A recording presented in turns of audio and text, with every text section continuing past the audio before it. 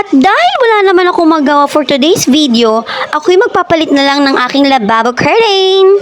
At saka palitin na rin talaga yan, Mima, dahil mayroon na yatang isang buwan niya na nakakabit dyan. Nga pala, ang sarap ng weather ngayon, no? Makulimlim tapos mahangin, kaya wala tayong pawis check.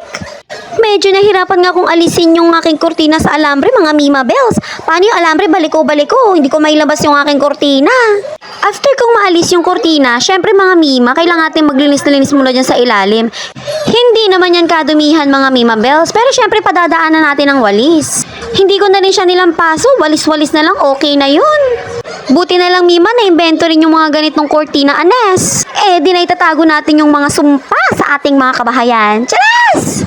After kong magwalis-walis dyan, kinuha ko na yung kurtina. Namimili ako dyan, Mima, kung alin ba dyan ang ilalagay ko. Dalawang klase kasi yan. But this design wins! Sa bagay mga Mima, sa susunod na mga buwan, yung isa naman nang ilalagay ko dyan. So makikita nyo rin siya kasi i-update ko kayo. Wala kayong magagawa. After kong ilagay ang kurtina sa baba, syempre doon naman tayo sa taas. Impaipaigid ko lang dagit ang gamit. No, may cut at ang kurtina. Mas nadalian pala kung alisin yung kurtina sa taas kaysa doon sa baba. Yung alambre kasi ng kurtina sa baba, Diyos ko, lamog na. Pero yung sa taas, medyo freshness pa. Ganun. Pati ba naman alambre, may freshness.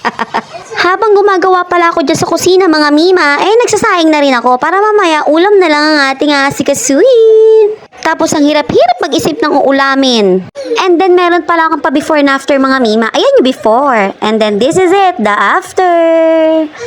Anong masasabi niyo mga Mima Bells? Is it good or is it good? Chares!